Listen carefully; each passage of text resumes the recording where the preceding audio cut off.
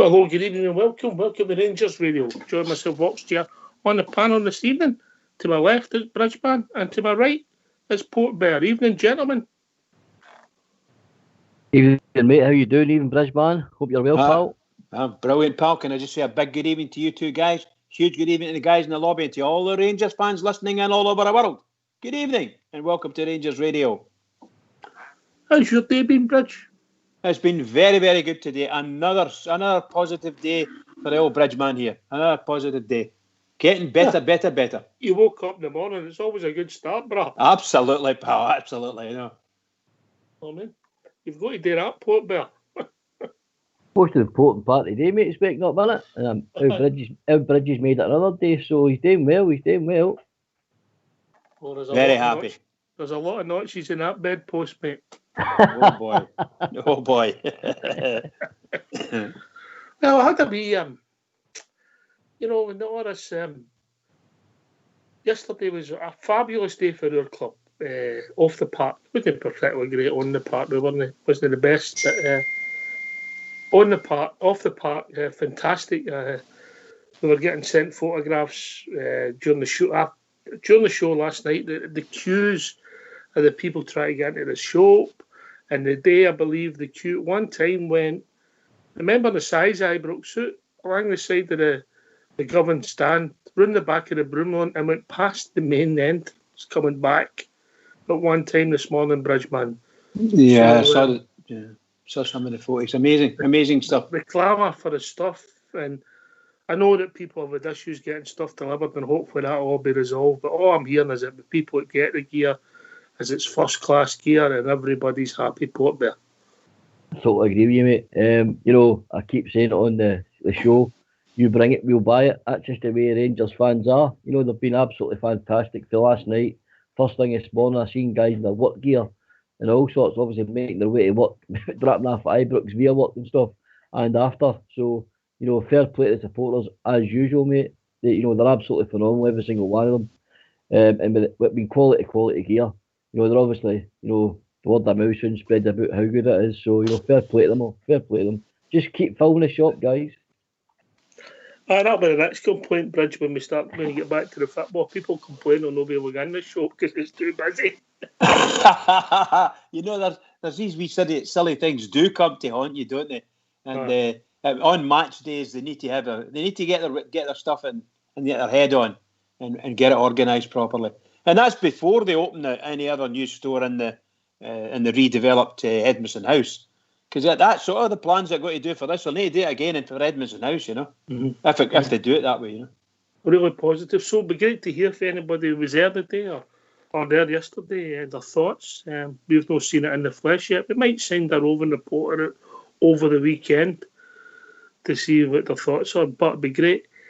And also, listen, I want to give the staunchest a shout out, Bridgeman. I don't know if you're following our Twitter. I don't do Twitter, but I look at our page every day. And the staunchest, what a job he's doing on the Port Bear updating. Some of his humour's superb. And the page he looks after, fantastic. He's doing an excellent job, mate. I'm a Twitter active person. I like Twitter. Bold Star Dog as well is the exact same. So both of us regularly look at stuff on Twitter, and the staunchest is doing a fantastic job, mate. He's getting the right content out here to our fans. So keep it up, mate. Well done. Cheers. Aye, and if you're doing Twitter, I don't know what you do. Do you join or do you? What do you do? You follow. What you do? You just follow. You follow each other. Yeah. On Twitter, and get staunchest what he deserves. Let's get up to 10,000 before the end of August. That's what. And your Terry. Let's get Terry's good there as well. He helps for the Twitter page as well and the Facebook page. So let's get the followers up. And it's I was going to mention Terry, but he's been very abusive in the lobby, so no bother. I must be talking to you and Bridge. Maybe it is, mate. Thanks, That's a shocker. Old School Blue does a lot of work for our site. An unsung hero, shall we say. Keeps me right, mate. I know it keeps me right. Somebody's got to keep you right. All right, so we'd like to hear from anybody who was at the store. A magnificent day. I don't know if you've seen the wee video. I thought Mr. Park seemed emotional, Bridgeman. Yes, indeed. It's a huge day for the club, you know. Huge day. All that far stuff in the far distant past, all just washed away. That's a fantastic day. So well done to Mr. Park and his a wee touch of emotions. And everybody that's organised Rangers for the last few years have been doing a really good job. So hats off to them and onwards and upwards. That's for us. Onwards and upwards. The two brothers, mate, for Castore. They couldn't take the smell off their faces, Portmore. I wonder why. Old Till's gone ding, ding, ding. I watched Tom Bean's interview, mate, yesterday. And he was flabbergasted, mate, in regards to the sales and the network, how wide it is. He said he had a sort of idea how big Rangers was as an institution, but he certainly wasn't expecting some of the countries. He says, I think there's something like 17 different countries. He said every one of the Scandinavian clubs, South America, Australia, and he said he didn't expect that sort of thing. So it's fair play, you know. Rangers have came a long, long way, mate. James Bygrove is doing an absolutely fantastic job. So Rangers are absolutely, you know, shit hot, mate, on and off the pitch right now, and fair play to them. Well said. Aye. So as I've said, it'd be great to hear from anybody when you open up the phone lines. Have you got the disappointment last night at your system, Bridge, starting to build up to Sunday? Oh, I think based on what we saw from after 10 minutes, or before the first 10 minutes of the game, it was like starting off again at Ibrox against that team. They were very good, a really good side, and we didn't have it was required to beat them, and even face up to them properly. Yes, they're a good team. I take nothing away from it, and I'm well over it. There's no way I thought we could have beat that team. No way. So I'm very happy. I said the other night, Portmore couldn't get up for it. I just felt we were big outsiders, and they're a decent side, and I actually panned it pretty much how I thought it would. You know, I still didn't think we played well, but I still thought they were going to be too good for us. You know, I wasn't disappointed last night, surprisingly. I pretty much expected, like yourself, I knew this was going to be a tough time when we drew them, mate. You know, and I felt, we didn't play well last night. I felt, mate, I told you this last night, I felt we've been punching above our weight in the European tournament. That's only my opinion, mate, of course. Mm-hmm. I think we've played some fantastic teams like Feyenoord and Porto, and I've got to be honest, mate, I didn't think we'd beat any of them either. You know, because they're good sides. Porto and my eyes are a Champions League side, like Bayer Leverkusen are. So, you know, I wasn't really disappointed last night. I'm disappointed probably with the performance, but, you know, I moved on pretty quick because, you know, the St Mirren match to me is the most important thing like the league is, mate. I hear you, mate. I get that, mate. All right, so I think it's only right we open up the phone lines. What do you think? That was some excellent calls last night. Stevie, particularly the boy Mitchell for Leeds, was magic. Superb. So we'll open up the phone lines if people want to give us a ring. What's the number? The number's 014. Oh, sorry, pal. On you go, mate. On you go. The phone number's 0141 356 1972. Or you can join us on Skype at rangersradio.online, and you were brought into the call by our Fox and Terry, Old School Blue. Here. Here. I had a wee bit of gossip with Dave Bridgeman. I know you like a bit of gossip. Standards drop, you know. I'm not mentioning any names. It wouldn't be right to mention any names, you know, because I would never embarrass anybody on here. You know that, Bridge. So, you know, the Rangers supporters are queuing up at Ibrox to get Rangers stuff. This boy for a Rangers family goes to the DW sale. And he's quite a large boy, and I don't mean that in a tall boy. Yeah. Very tall boy. In fact, he can play basketball. Wow. So there wasn't a lot on offer for him. So he decides to take a Man United tap. Wow. Like Man United, whatever. Uh-huh. But if they only want that, because that was the only tap that fitted them. So the question I'm asking, what would have happened if it had been a Celtic tap? Would they have took that? By the way, I think I'm not allowed to guess, and I'm not going to, but I think I know who you're speaking about, and I'm shocked. Listen, personally, I blame my parents, you know. Exactly, but you took my words away from my mouth there, right out of my mouth. You know what I mean? Well, I blame one of the parents. The male one. Yeah, what about that? That's brilliant, by the way. Imagine walking in the house with hoops and saying it was only tap that fitted me. Oh, I can imagine what would have happened.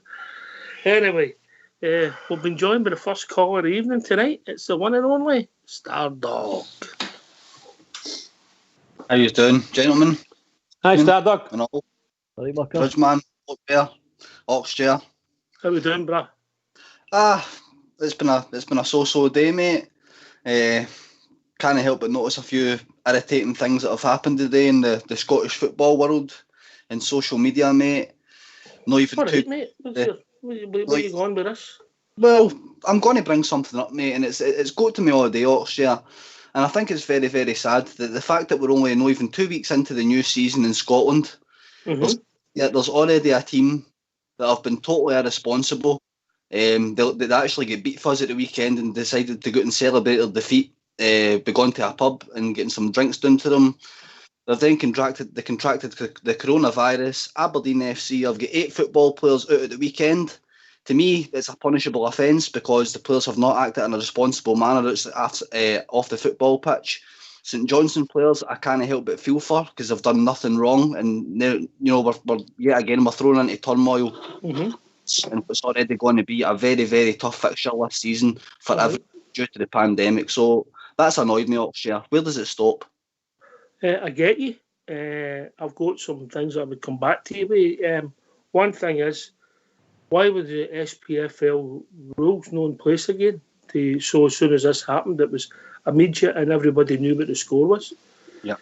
Because what I've read, Stardog Aberdeen are saying that they were prepared to play the game. It was the government that stopped them playing the fixture, bizarrely, yeah? Yeah, I understand that too, yeah. But if they can't fulfil the fixture, I get where you're coming from, that St Johnstone should get a 3-0 win.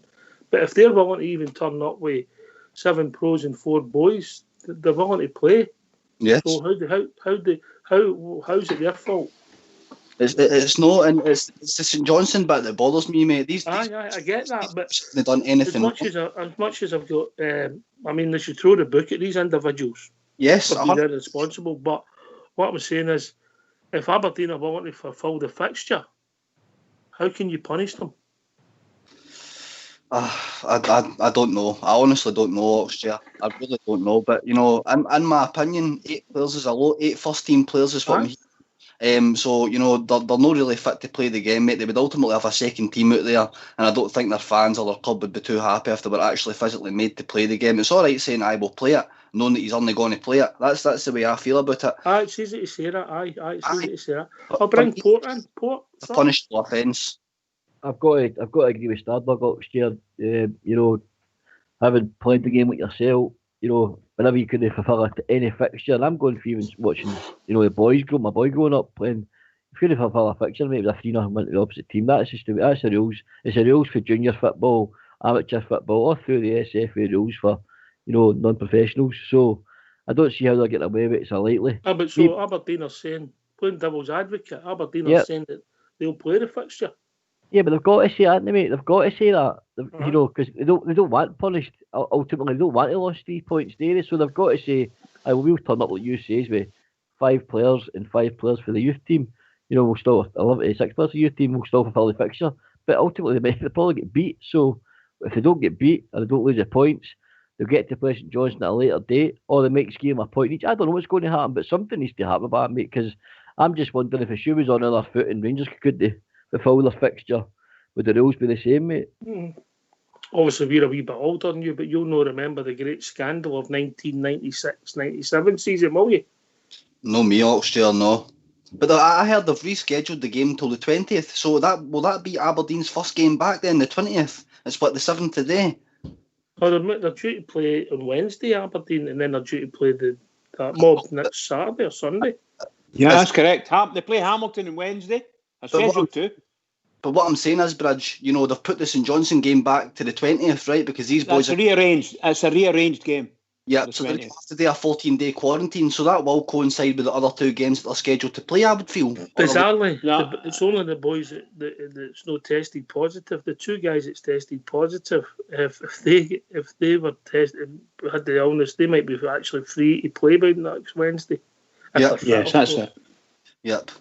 Actually, I agree with Stardug and Port Bear.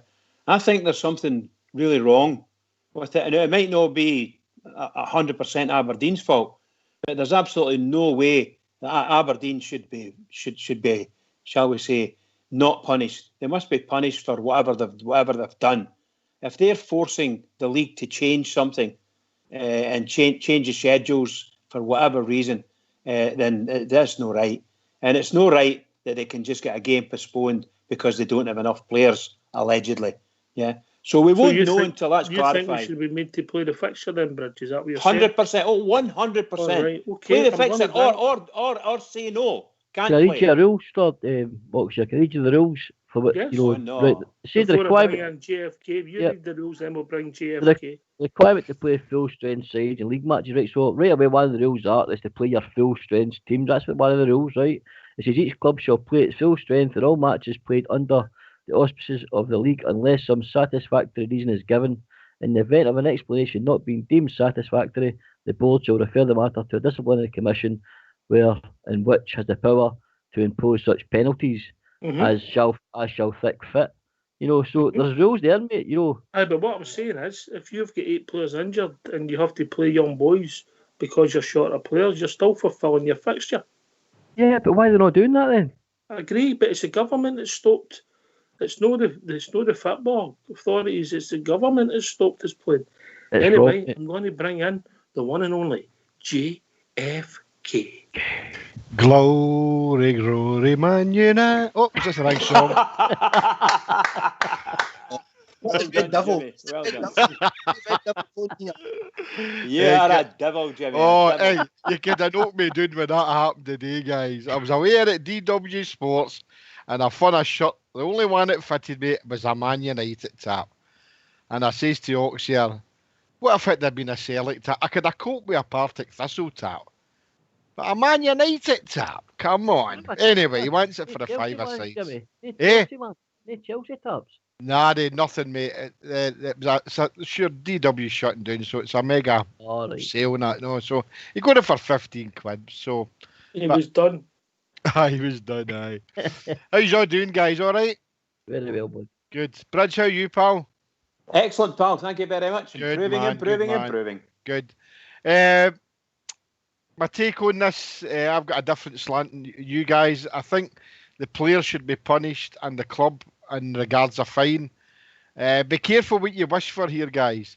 You know, if you're looking for them, Stardug's talking maybe about the rule of 3-0, 3-0, 3-0 for these next 3 games if they postpone them. And then all you're doing there is giving the beggars 3 points for nothing. Look, Aberdeen have copped out here and have let the government push them to say the game can't be played. And they're doing that for one reason. What they deem is a health and safety issue regarding the COVID-19. And that's why they've done this. For no other reason. I don't think there's any skullduggery about it. Yep, Aberdeen have probably said, we'll play it knowing that no, there's no chance it being played because the government's done that. So for me, no, you can't have your cake and eat it, guys. You know, I heard Stardug there. I mean, what if I went out with you guys tonight and we all went for a pint and we all got COVID-19? You know, that's your own fault then. No, but it's your own fault. It's your fault. Aberdeen's caused this themselves. Their players. How have Aberdeen caused it though? It's a player. Because their players went out and done it. Right, but they're Aberdeen players. See me at work, mate. You know this for working. If you're out representing the works night out, you're still representing for Top Vegas Meets and Macleay Council. You know, whoever it may be, and any other guys. If I'm out at works night out, you're out there representing your workmates. What they doing wrong? What actually they doing wrong? the social distance. I think they broke the guidelines for the They broke the guidelines. They weren't smashing tables and causing a riot. They broke the guidelines that were they broke doing the so that football could start up again. Yeah, broke the guidelines. But they broke. There's people out there. I mean, I could go into party tonight, and I could probably go into 5 or 6 pubs and party who are all breaking the guidelines, right? So I think we're getting a wee ahead of ourselves. I know there's a hatred for the sheep. And I'm not that's because he's barred for the other 15. Aye. Oh, this water, but it's what. There's no use having water about it, Stardog, right? The fact of the matter is, it was the players that done it, not the club. And I agree, the club should be punished, and so should the players. But for me to say that they should be deducted 3 points or that they're going to play the game on the 20th, and as Oxshire said there, we were willing to play the fixtures. We were willing to play the game. Exactly. Stardog. I totally understand what Jimmy's saying. I totally 100% agree. But the fact is, mate, it's very, very harsh on. You've got to take St Johnstone into account here. How do you think they feel? They boys haven't done anything wrong, and they're kind of getting punished. They're not getting to play a game of football this week. They're going to get taken into this fixture pile up that I guarantee you is going to happen. I don't know so much, mate, about forfeiting the game and things like that, but I mean, the players have showed such irresponsibility on this, mate. Nobody's disagreeing with that, Stardog, and I'm not disagreeing with that. But there was 8 of them. There was 8 of them, mate, out of the first team squad. That's total lack of respect for what's going on about them, in my opinion, and it has to be punished in some form of way, mate. Maybe no 3 points or losing 3-0, but I feel as if they're getting looked after rather than getting punished here by getting games postponed. That's what I feel. No, I see it as that the club probably will punish them, and probably the SFA will punish the club by some sort of fine, and that to me that's sufficient. They've been out for a swally, and it was silly of them to do it, and I think we're just trying to get above our station here of what it's all about. I think we want to kind of look at the real world here, what's happening. The government take it out their hands, as I say, in Aberdeen have played the card right in their eyes, and they've said, we want to play the game. Look, same as the puddle drinkers done when they carry on for shutting the season down. They played a good game and said, we want to play it after them saying the league should be finished. They turned it around and said, no, we want to play it, knowing fair well that the league was going to get cancelled, and Aberdeen have done the same thing. So for me, the club will probably fine the players whatever maximum they can, and then the SFA, SPFL should come down on them and hit them with a big fine. And that's the end of the story. Can I come in, Alex? Yeah. Yes, mate. What I would like to say is this. I couldn't care 2 stuffs about the players. The players did what the players did. That's between the players and the club. The club's got a problem because some of those players have tested positive, which forces the other...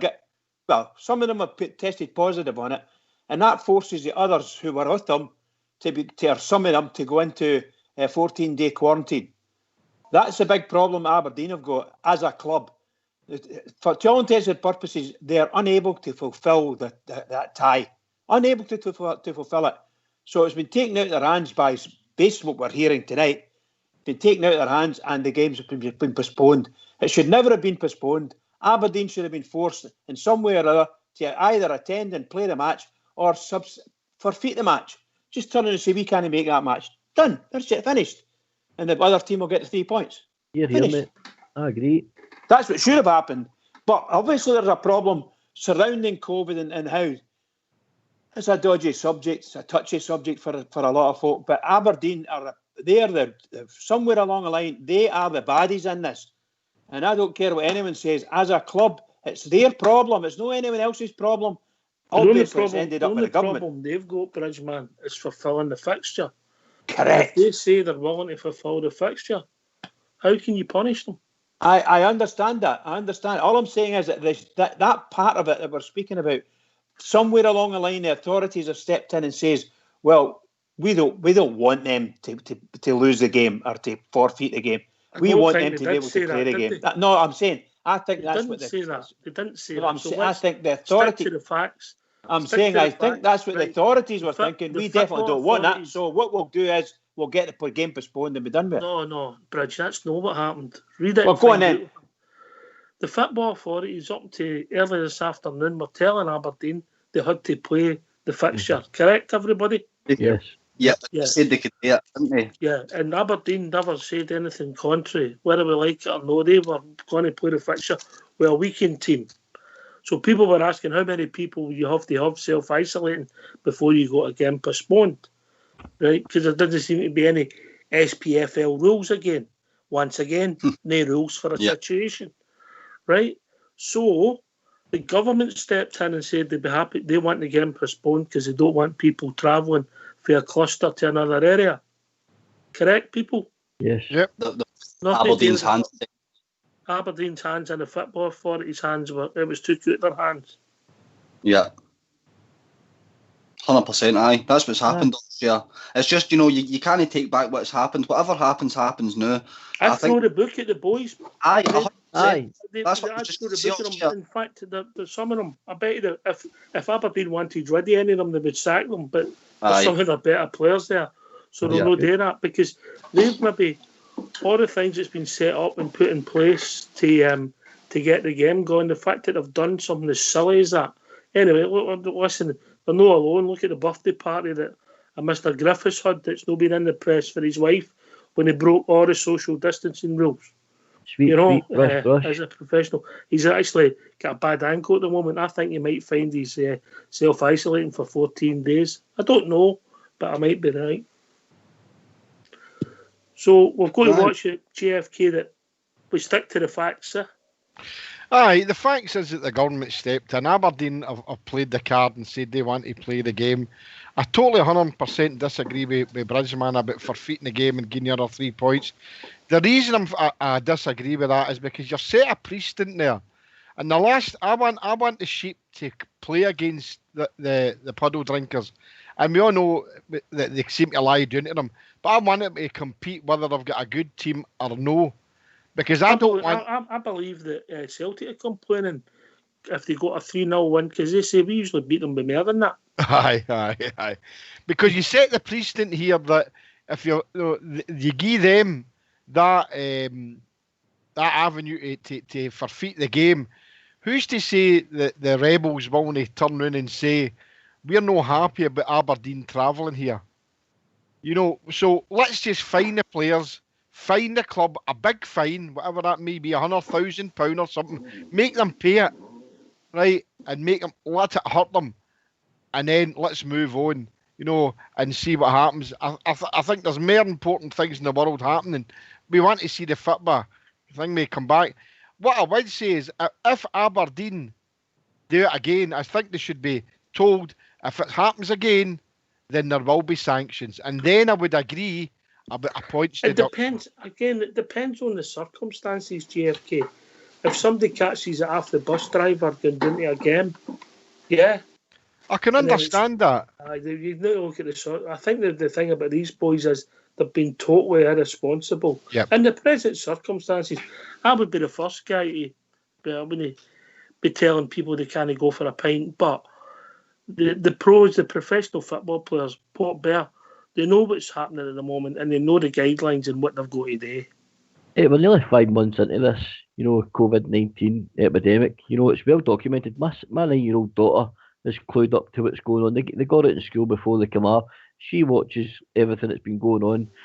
So for professional footballers at the age they all are, absolutely irresponsible to do what they did. That's where it comes into. You mentioned earlier on about their clubs punishing them. It's borderline probably gross misconduct, mate, in some workplaces. They could be bagged, mate. They could be bagged. But, I just feel, due to their irresponsibility, mate, I think they've got off lightly, personally. Here. That's what I think. They've got off with everything. They've never been told, never been spoken to, harshly. Got it easy. I think it's an ongoing thing. I don't think we've heard the end of it. I think there'll be things happening at the weekend and Monday. Because don't forget, before we go to the next point, these Aberdeen and these players, especially Aberdeen, need to prove that they have sufficient amount of players to play the game on Wednesday night or Tuesday or Wednesday, right, against Hamilton Accies. Now that's when it becomes difficult. If they turn around and say more people have been tested positive, what do you do then? Do you postpone the fixture again, or do you fine them? Then and fine them. Then I would start to go down the road of, no, do we need to give them a minus points? I would not give the other team the guys. I would put them on a minus points. All right. Well, if you don't fulfil your fixture, you can't just change the rules, JFK. No, I'm not saying change. I know that. I'm talking about we're in extreme circumstances. If others take the illness, then right, what are you supposed to do? If they turn around again and say they want to fulfil the fixture, they're going to play 11 young wee boys at the cadets team or whatever. Do you remember Easter Road, 1996? Do you remember it? 96, 97. Aye, we had to play with nearly half a team, didn't we? Aye, that's right. So if Aberdeen keep maintaining that they want to play it, and the government step in and say, no, we're not allowing you to travel, even for what do you call it, to Hamilton, right? Or no, it's at Pittodrie, isn't it? We're not allowing Hamilton to come into Pittodrie.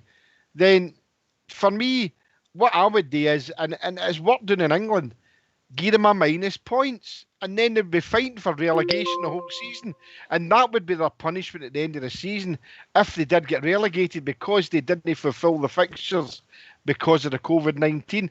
Don't be giving other teams 3 points. For goodness sake, let's not start giving the puddle drinkers 3 points for nothing. They can give anybody else points for nothing, but don't give the puddle drinkers 3 easy points. So, I'm not. That's something I'm not. If they're going to make a decision for the Hamilton Accies game and the Beggars game, then what they should say is you will be deducted minus 9 points as from today, and you need to make that 9 points up in order for you to stay in the Premiership. And then if they don't make that up, then they'll get relegated at the end of the season. That, for me, would show good punishment, guys. There you go. I'm sure this will run. If people want to join us, give us their thoughts. What's the number? Stardog. The number is 0141 356 1972. Or join us at Skype at rangersradio.online. We were on a call with the one and only Old School Blue and Fox, who's manning the headlines tonight. We've been joined by Albert. Brilliant. How you doing, guys? Hi, Albert. How you doing, mate? I'm good. How you all doing? You're well, aye? We're all well, mate. We went out for a pint in Aberdeen at the weekend. Oh, no. I just thought I'd give my tuppence worth on them. I would just kick them out the league. This would be good. Let's hear it. Kick them out the league. Kick them out the league. I kick that Celtic out the league, I know, because I just don't like smelly bees. The man talks a lot of sense. And I'd kick St Johnson. I'd kick St Johnson out the league, I know, because they can't play their game either. So I'd kick them out, I know. So, in fact, I'm just give us the league, actually. It's a mess, isn't it? It's a mess. It's a joke. The whole Scottish bit was a joke. They can't do nothing right.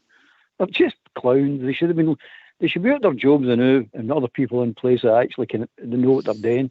Because management, they wouldn't know how to manage it, man. They couldn't put a Lego set together, nearly could. But what they want to do about the Aberdeen one is put that information into their wonky computer and see what it comes up with. No, We've also been joined by Domano. Evening, Domano. Evening, lads. You're in lockdown. No. I was on a Friday. No, this week. Did you think McInnes knew they were out boozing? He was talking about that. I think they were out boozing before the game. Aye. I don't know, mate. I really don't know. It wouldn't surprise me if he knew, mate. It'd be slightly what they always do after every game. They've just carried on and done what they usually do. I'm hearing it. Eric McInnes absolutely livid with the players. Absolutely livid with. Somebody's got a bit of interference coming for somebody. I don't know who it is. Carry on, Domano. As I say, I don't know if he knew or no, but I think Jimmy's right as well. Get the fixtures played, but also deduct them for each. Even deduct them with 3 points for this one. It's had to get postponed. If they play the Hamilton one with a weakened squad, then they don't get a 3-point deduction. But I suppose it needs to be in the rules, doesn't it? The problem have it in the rules. As far as I can make it, mate, if I want to play the game tomorrow. Aye, yep. You know, with a weekend team. I just think obviously the government stepped in. Look, the government might tell you if it's any worse than Aberdeen. The teams are getting up there and they're not allowed out for the next 6 weeks. Whole thing could be chaos. But you know Sturgeon's like she would use this anyway to get herself on the news. You know what I mean? Let's put a rocket in here and gets her in the paper. Then it gets her UK up to the country talking about her, and that's what she's all about. Oh, we know that, mate. We know that. Listen, Dominic, we're getting some crackling for you, mate. You when you speak, you're fine, but when you're not speaking, we're getting a lot of crackling for you. Well, I'll try and mute it when I'm not speaking. What are you footing with, Dominic? What are you footing with? Nothing, mate. It's the same earphones I'm using. Heard it. Oh, bear. It's a mess. And we never sat down and we never drew up any rules before this all started. Incompetence once again. Of course it is.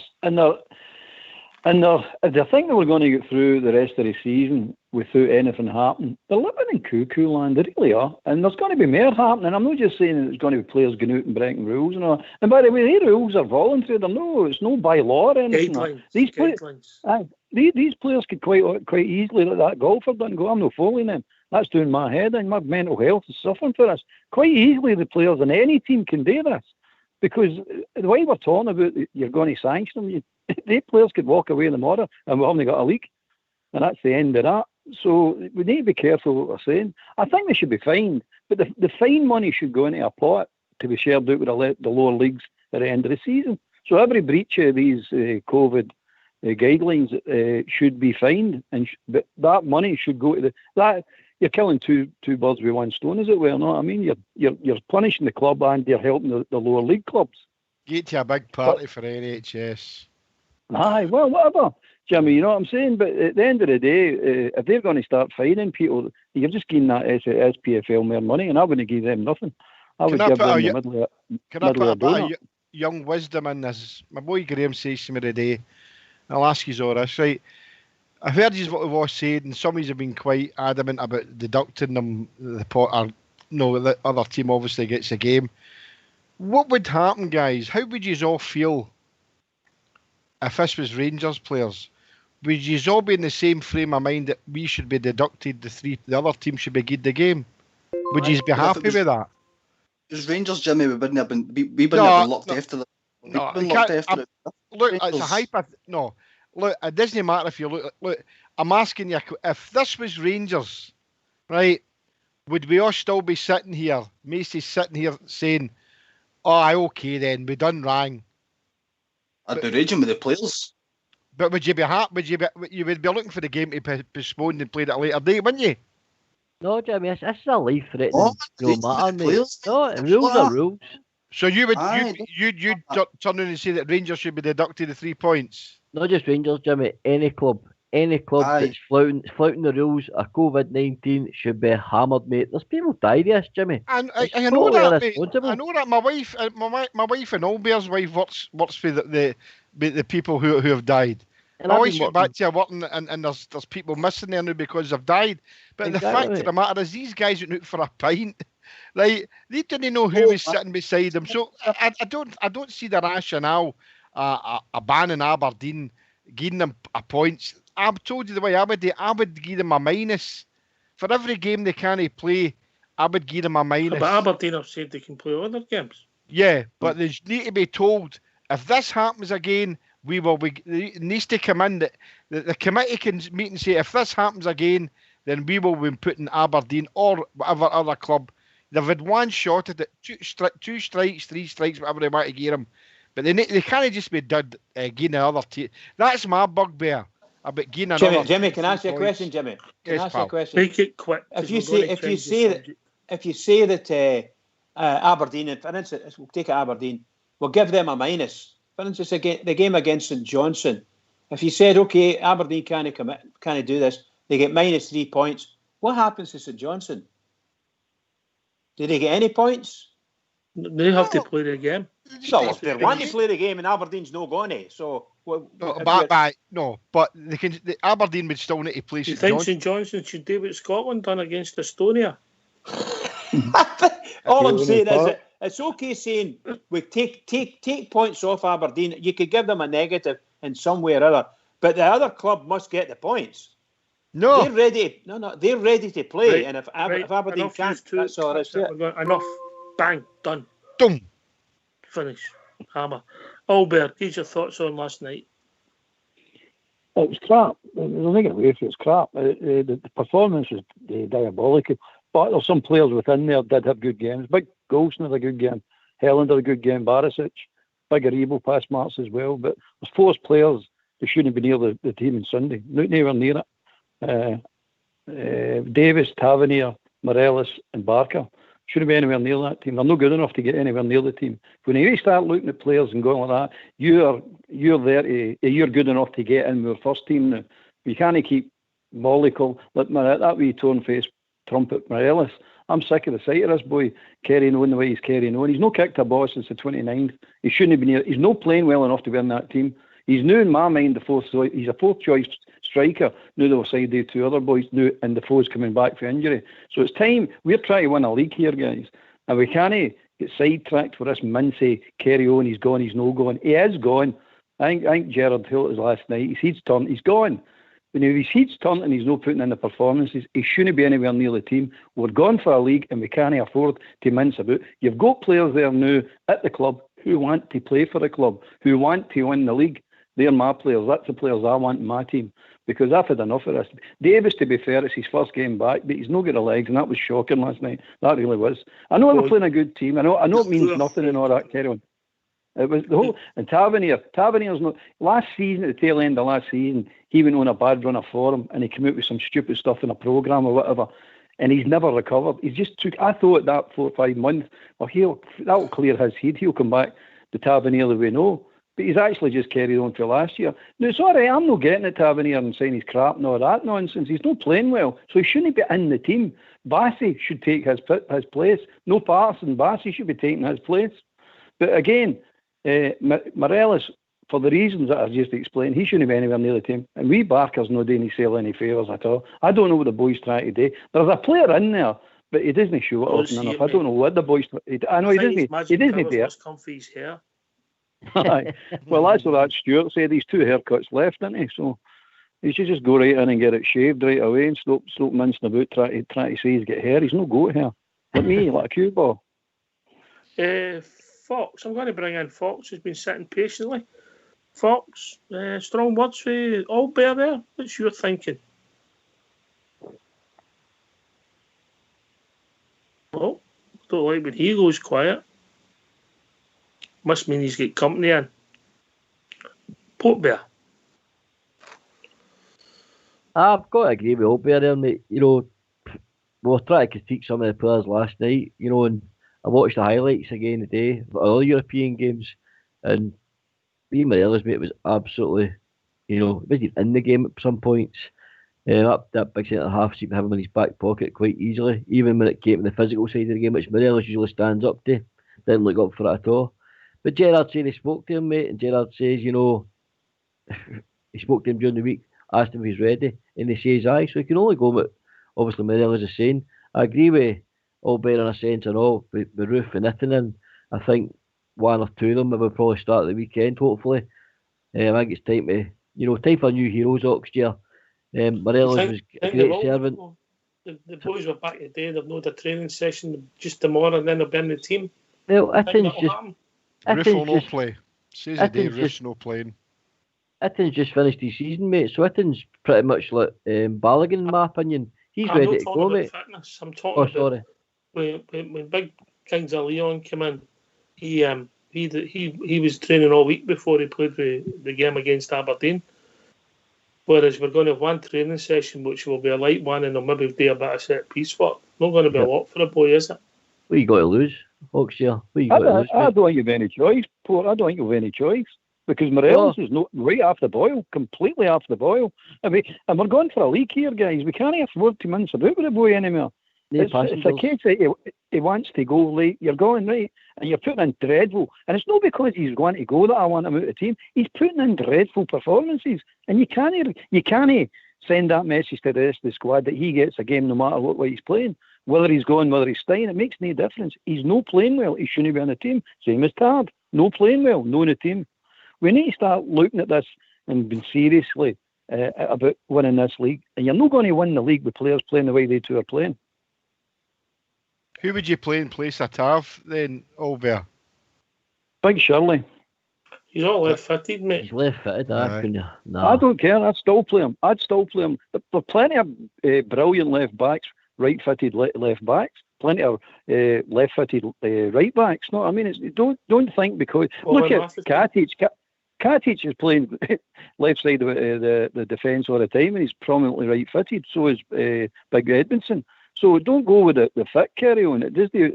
Because you're left-footed, you can't play right back. I don't believe that. I don't believe that at all. And I think Big Brassy will give you more than what Tab's giving you. And see that goal we lost. I mean, it's all right saying they were a good team, but Port will know better than me because Port play at a higher level. You can't let a player run off you like that and no foul him or challenge or block him or do something. You can't just let him run by you like that, run off you, and then you're on the wrong side of the goal. You're chasing him on the wrong side of the goal. You're like, what are you doing? You're on the wrong side of the guy and everything. That's pathetic. It's a nice ball, by the way. It was a really nice, clever ball, and it was a good run off with the boy. But that wasn't any skill for the boy running off. The skill came when he trapped the ball and put it in the net. That's the skill. But running off, you're a fullback who's no tracking you, who's never even seen you coming. You're getting it. That's awareness, mate. That's basic defending. And that was dreadful. That was absolutely dreadful. All right, we've been joined by another caller. Evening, caller. Oh, Oxshire. How we doing, mate? It's Mark from Cumbernauld. How we doing, Mark? All right, mate? It's just first time caller. It's just I don't think Tavner's good enough at defending. I don't think he's going to do it. I've been saying for a while, Mark, that there's sometimes to improve, it's going to be fans' favourites who sacrifice. And Tav might be that guy. Ryan Jack might be that guy. I don't know, but Fox made a great point last night, right or wrongly, that Tav, he's got that position and he's had it on his own. I don't know if that's a good thing, but he's had it on his own, and he's let us spend money in other parts of the time. No, it might be to improve. That we're not going to have to look at that position. Aye, exactly. He get found out. We've known this for a few years now. He's a good player. He's not good enough. Listen, he's been pound for pound. He's been a great signing. When did we sign him for? 250,000 or something? Fair enough. I can't take that away from you. But at the end of the day, is he a good enough defender to defend for Rangers? I'm going to bring in Mr. Fox if he's there, mate. I think he's got a Tavernier tattoo. Fox, are you there? Are you rubbing me? He's rubbing me. JFK. I'm not a big fan of Tavernier, Mark, as you know. I would give Patterson a game in Sunday. Oh, he's not ready. He's ready against St Mirren, mate. Come on. I'd rather that than play Bassey. But I mean, the gaffer's never going to drop Tavernier. He's a Rangers captain. He's not going to drop him. No. He's going to play him. But I mean, I still say, and I've been saying all season and last season, I know the season just started, and I would have brought in another right back to chase Tavernier up, and it might buck his ideas up, because he knows his automatic choice.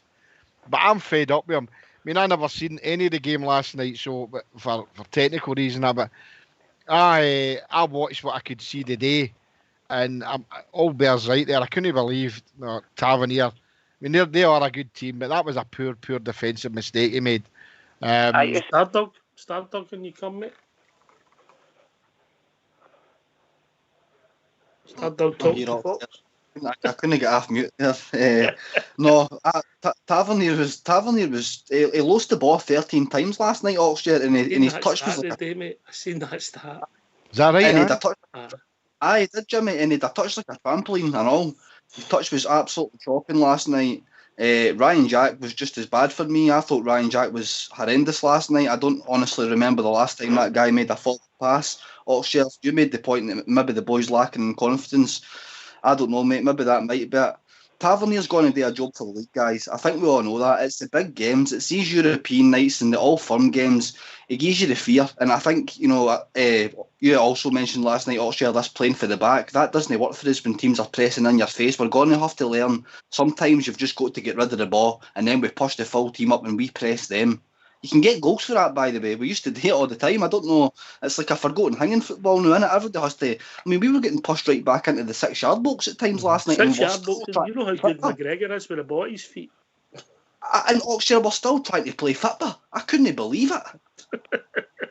That was a wee bit. I saw Oxshire. I couldn't believe that. Matt. Aye. Look. I don't want to. We've had a lot of debate about Tavernier last night, and I don't disagree with what you're saying, and some of the boys will back you up. That's not the only thing. Obviously, we all know about Tav, but I think Defoe, I don't think he's good enough to even be a third striker. I know he scored 12 goals or something last year. I think he might have got a couple against Tamil and a couple against another team, whatever. I just don't think. I think we need another striker. I think Morelos is gone, in my mind, my opinion.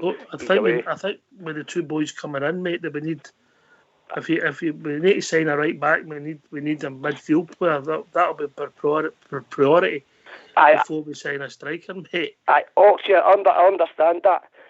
A midfielder, I think we do need, but I think if these two guys have never kicked a ball for Rangers in their life, or they come in and Stoke 10 in a row, is Defoe, if it's 0-0 and these two guys are on, it's 0-0 with 15 minutes to go, and Defoe's my only option. I'm just saying, I think I'd rather get somebody else in with the Morelos money and like you're saying, a midfielder. But you're assuming Morelos is away. I think it's beginning to look that way. Aye, definitely. Aye, it looks that way. Well, then Albert. Then Bridge, man, I forgot about Bridge. How could I? I think we've got to use our squad at Oxshire. If anybody's worried about Cedric Eaton, the Swiss Super League only concluded earlier this week. Ricky. All right, big Ricky. So he's match fit. He's keen to get his first taste of the Scottish game. He signed a long team deal at Rangers, so get him in there. Other than that, you've got the new recruit Kamal Roof. He's not played since December. Oxshire. I was checking that today. He's not played since December, so he might be introduced off a bench. But with Tavernier, he's played every time he's played through bad form, mate. The managers always picked him, and like I said last night on the show, in my opinion, he doesn't need to look over his shoulder. Oxshire, he's guaranteed his strip every week. Even if he wasn't the captain, I think he'd still be guaranteed the right berth on that back of the defence. He's not got anybody chasing his tail. He does need, somebody I think to push him, but there's nobody there, mate. I think it's just too early for the young boy Patterson. He's getting there, but he's got to get it right. Yeah, it takes time with these guys, mate. You don't want to, you hear about this burnout, which I think is a lot of crap, but, you don't want the young boy getting thrown in there in front of the Rangers captain and all the pressure's right on him as well, you know what I mean? So, it's time for him. Across you, mate, because Bridge has got a hammer out and he's dying to talk, Bridge. A hammer out, aye. Can I just say that I agree with some of the comments, particularly regarding Tavernier. I think Tavernier was suffering from a severe lack of form, and it's been there for quite a wee while now. So I think at the tail end of last year, he was playing quite well. The team was playing well. Everyone was gelling together. And then since we came back from wherever it was, we came to Dubai, I don't think Tavernier's actually kicked a ball properly. I really do think it's just a loss of form with him, and I think it might come back. But in the meantime, what do we do? How do we handle it? What is the manager supposed to do? I don't know whether the boy Patterson's ready. The boy, what do you call him? What's the big fella we brought for Chelsea? Was it Chelsea we brought him for? Shirley. Bassett, yeah. So I think he may be converted to a right back in some way or other. That could happen. Or in fact, maybe bring in the boy Patterson. I don't know whether the boy Patterson's ready. So we'd only wait and see what happens. But I do think we have got a problem there. and the only person that can fix it is Tavernier himself. He's got to find his feet again. He's got to get back into the swing. He's got to get his game back because it's certainly nowhere near the same as it was before the turn of the year. Albert. I am the same. I'm not getting at Tavernier for being a bad player. I'm just saying he's no good enough to play in the team at the moment. You can't have a player playing that bad in your team. It's just no. It's not one guy. Nobody want to win a league. It's no, because you're looking at it and saying to yourself, we're trying to play him back to form, but it's not working because that was a fair chunk a fair chunk of games last year, and then the start of it. I mean, he's not really played a good game in the friendlies or against Aberdeen or in Europe. So you're looking at it and saying, he gave the ball for the goal in Aberdeen, but it was basically your man Hadji made that goal, and then the pass with Morelos, and that's the sum total of Morelos and Tavernier's pre-season and first game. That's their sum total. They've won two touches, one for Tav, one for Morelos. It's really good enough, guys. Really, Morelos, mate. Aye. What about the 1-2? What about the 1-2? For the Coventry, was it Coventry?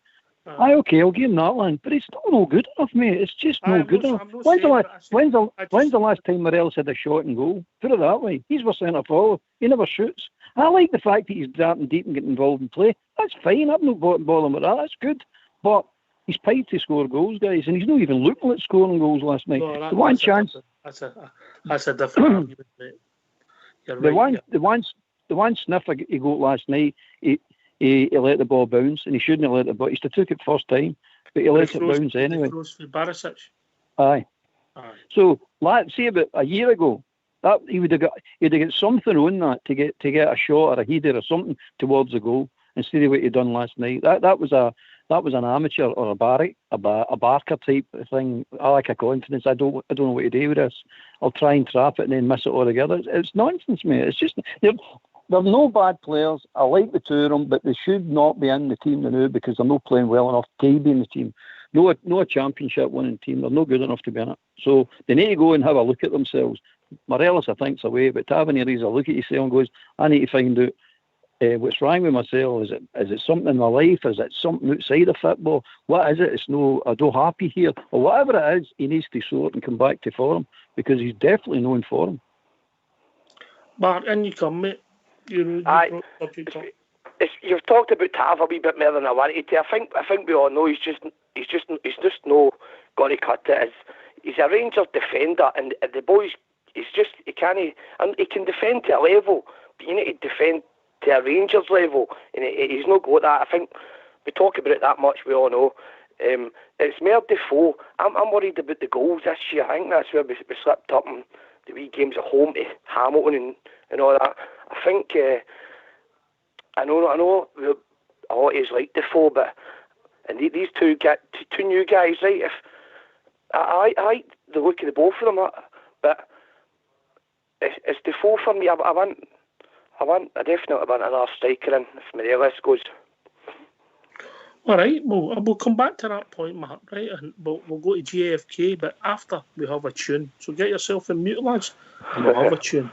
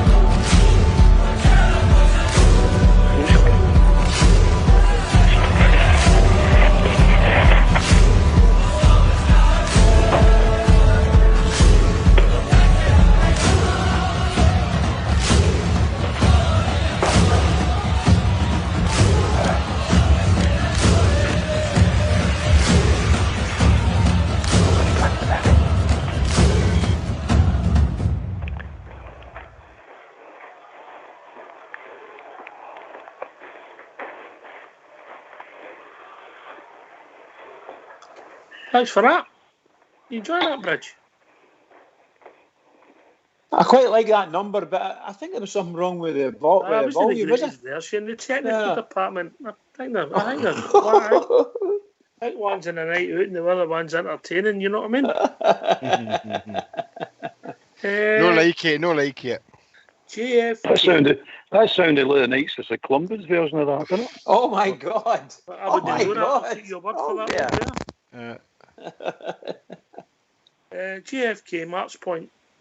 Mark's making a great point, and if he's listened to the show long term, I've been listening since last season, Mark. Aye. I never wanted Defoe playing there, and for me, you're right what you say. I'd be happy as a third striker if we don't bring another one in. But you've got to remember, guys, right? Roof isn't an out-and-out striker. He plays more on the right. So if you're playing Roof on the right, with Big Hitton in the middle, if Fred goes, which I think he will, and then we're talking about just behind him, who would you play behind him? And we're talking about I know what Fox is saying about if Fredo was still there, I'd play Hadji there, But for me, Jermaine Defoe's a waste. I'm hearing that he's been promised some sort of coaching job at Ibrox, and that's what's keeping him there basically. But for me, I think his times came and went, and we do need another striker. Sands of time. Oh, Sands of time. Don't get me wrong. I mean, Jermaine Defoe was a great player in his own right, and for played many times for his country. But for Rangers now, for me, it's no there with the rush football that can be played in Scotland. And what Mark says, right? He's no scored what you would call important goals. I know every goal for Rangers is important, but you're looking for players to go out there and play in the big time games. And for me, I don't think Defoe's go to anywhere. And I would rather see somebody else come in. If it pushed him down into number 4, then I'm going to be too bored about that.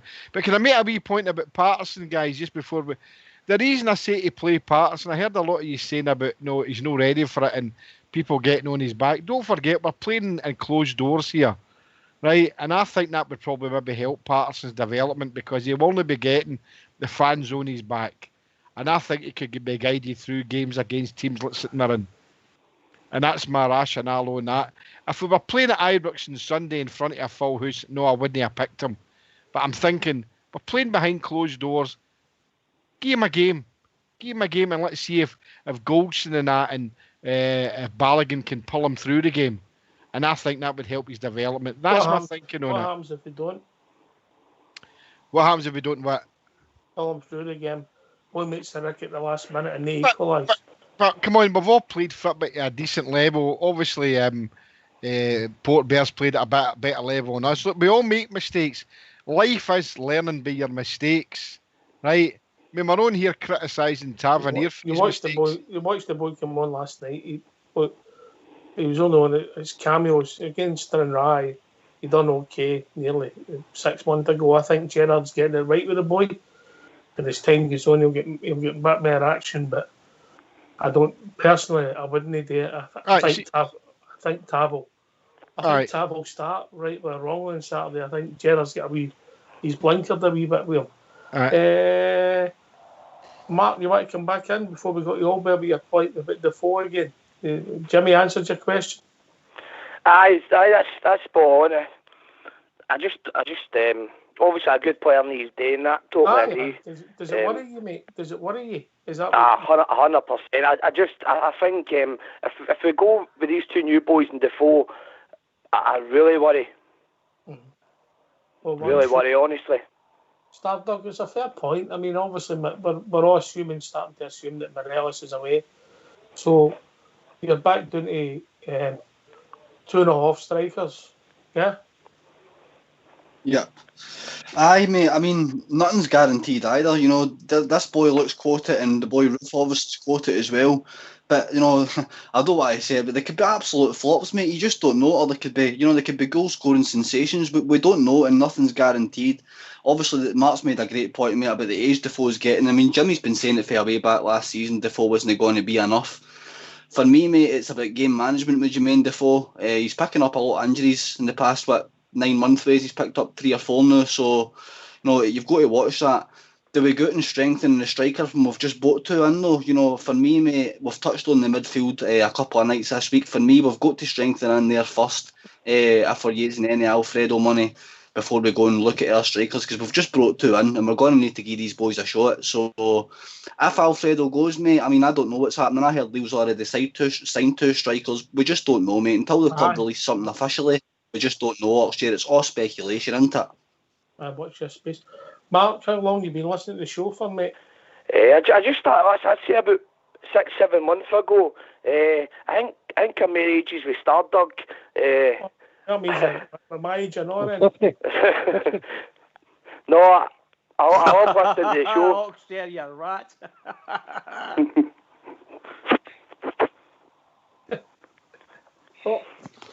I think you must have found that quite funny and fell off your seat there. You all right, Matt? No, I agree. I usually agree with Stardog. Mostly everything he says, obviously, but I think with Defoe, I think he's a wee bit blinded with Defoe. I think, you know what I mean, there's no chance Defoe's going to score 15 goals this year. No chance, my opinion. You know what I mean? I don't even think he'll play 15 games. I mean, 15 goals. So what's the point of giving him his 30 grand or whatever a week? Aye, 100%. He's only got 9 months left as a playing contract. Maybe they're thinking that he does other things that we don't see, and maybe he can improve the boys we've got. But that's a lot of money to be paying a coach, isn't it? Aye.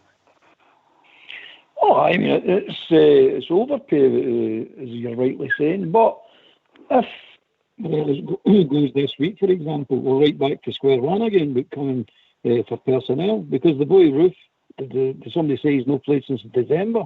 No. Well, if that's the case, Jimmy, he's not going to be ready for at least another 4 weeks, 5 weeks maybe, to get him up to speed. Because I heard he's a wee bit injury prone with a hamstring, so they're not going to rush him through any pre-season training or any training he's going to get. So, and that leaves the big boy, Big Ricky, with Defoe just coming back for injury. So we're right back into the melting pot with one striker again. Big Ricky played a couple of weeks ago there, Albert. He played in the... I'm not saying that, Jimmy. That's what I'm saying, Jimmy. We're not left with him. We're not left with him. Oh, I agree with you. Aye, whether Fred's there or no. If Fred's still there, play him.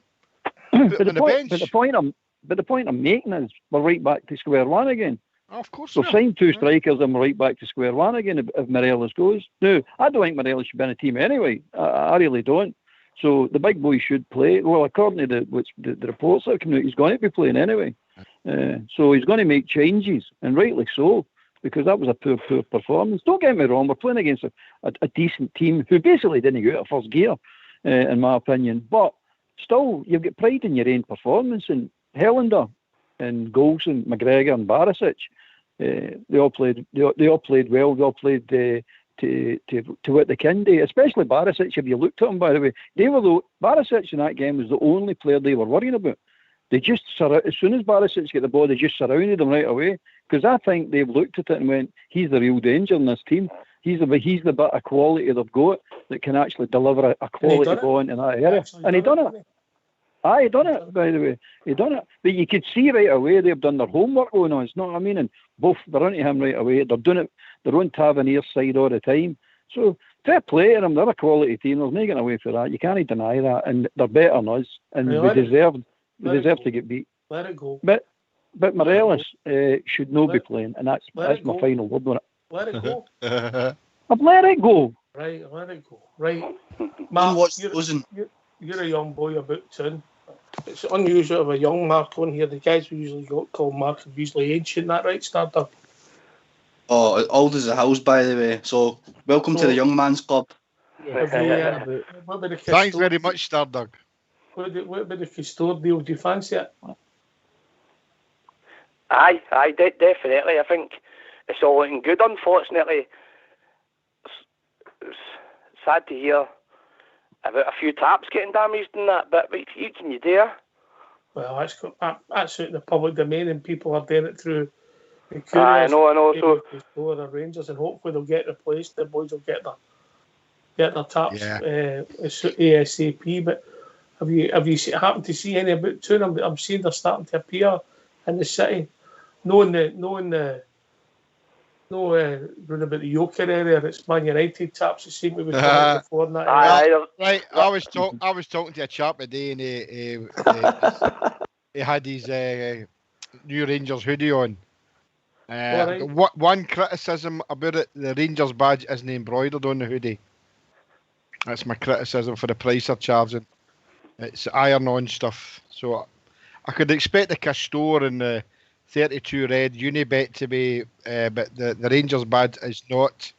It's an iron-on badge, and I think it's quite a pricey item, 60, 70 quid. That's nothing, mate. Pay that for a pair of socks nowadays. Well, I suppose, aye. Well, aye. By the way, talking about socks, there was some nice pictures on Facebook today, Oxshire, and there's some nice Rangers socks and sandals for gentlemen of our age. Is it no sliders? No sliders this week. We wear sliders, don't we? Aye. And somebody's showing Oxford. I can hear a lot of it. Aye, somebody's at the radio. We've got a caller, have we? Right, okay. Oh, I don't know where the noise is coming from. He's coming out. No, he's left. It must be Mark. He's left. It's some good points there. Right. Albert, I know Masty's on here and maybe no be walking about with football taps on anymore, but the revenue stream, what happened yesterday, the club, the queues round the shop. I heard that one time they were queued down to your house. Is there any truth in it? I actually went out yesterday and I went down by iBooks, but you can't drive down because of the water. They're working on the roads with some water pipes. I don't know what it is at the time, but anyway. But I seen some of the people down there, and it's just us, isn't it? It's superb. So I didn't have a good day yesterday anyway, because I woke up and she had a toolbox sitting in the middle of the hall, so that was bolt time.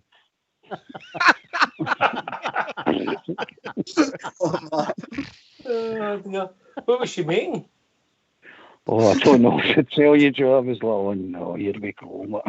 I'll even get my night dress off, man, and I've got a toolbox sitting. I mean, it's not right. It's not right. As long as you don't find the plans for a commode, subtle, Mrs. Albert, isn't she? What's that? She's subtle, Mrs. Albert.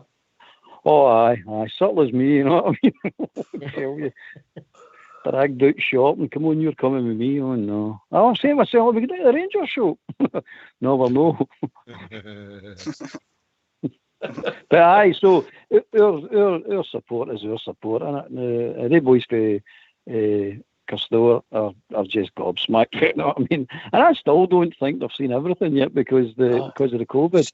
This is us getting restricted. It's just started, isn't it? Bridgman, fantastic pictures as we talked about briefly already. The support, turning up, quality gear, people in the shop, people with horns for such stuff. Fantastic, some of the footage we've seen. I think it's fantastic for the club. Obviously, it's going to bring in an awful lot of money for both Castore and ourselves. And I hope it's a very healthy relationship we have with them. And it goes on and on and on. And the fans have been nothing short of fabulous. Nothing short of fabulous. Very deep pockets, the Rangers fans, when it comes to their club. Very deep pockets. And we deserve it. The club deserves a bit of relief from all the nonsense that's been spouted since 2012 up till present day. And we just the best that could ever happen to us is get all this done and go and win the league this year. Go and win the league. That's what we need. Port Bear, we lost a game of football last night, but arguably it was a big day in my history with that shop opening up, which we've not that revenue stream for nearly a decade, mate. Oh, sure, this is fantastic. As you said, almost a decade with not any out of that revenue whatsoever. Nothing. You know, and then you've got, you know, thing with our club, mate, is it's not gyros we wait on. We're waiting more wages to go to the Rangers shop and spend, you know, lots of hundreds of pounds. It's not a gyro we take up here, you know, the other club. I just think it's fantastic, mate. And, you know, this is one of the reasons I think that'll help us go to the next level. James Bygrove's done a fantastic job, mate. Absolutely immense job on the financial side of the game, which, you know, with all the sponsorships he's managed to get in, he's tied up with Castore. Now we'll get that extra revenue, which I think will help us take up, you know, to go and get that better player, mate. I still think we talked about it last night, that was the level that I strive for. Watching Leverkusen last night, that's the level, mate. Gerrard mentioned it in his interview. That's the level we need to be sort of aiming for. I believe How we're much getting that team cost last night on the park? 400 million, mate, I reckon. I done a bit of wee homework today and I was going through their squad. It's about £400 million worth of talent, mate. Absolute talent. Much is their squad?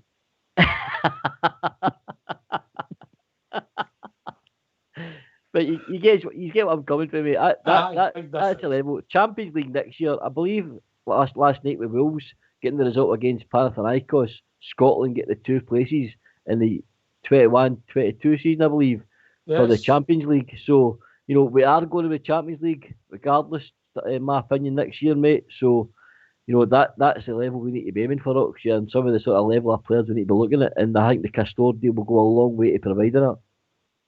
Stardug, I know that Castore's not your brand of choice in the sportswear department, but the feedback over the piece has been excellent. 100%, Oxford. I mean, you can't really ask for much more than what the boys have done. Opening the store up. I think the away top and the home top, mate, but especially the away top, I really, really like it. So as much as I've liked any Rangers tap in the past, look, some of the hoodies and that are all right, Oxford.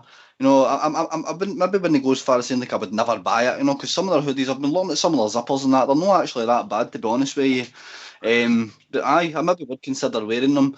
But it's all about the weekend now for us, isn't it? There was bigger things going on in that game last night for me, Oxford. It was a great day for the club. There was bigger things going on in that game. That was a hit for us. And did we really want to go through and have to trail all the way to the San Siro? Do you know what I mean? Like, no, we've got bigger things. We've got bigger fish to fry this year, in my opinion. We've got a league to win.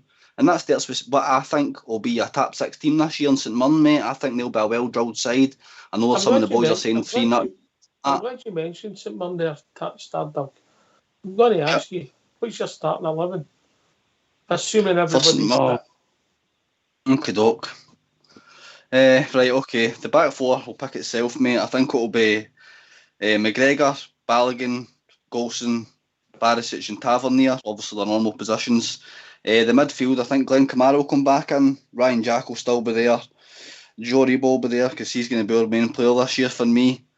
I've heard somebody saying the boy Roof's not going to play at the weekend, so I'm going to disclude him. I think he'll go Hadji, Kent and our Ricky. All right. JFK, what's your team? Flanagan.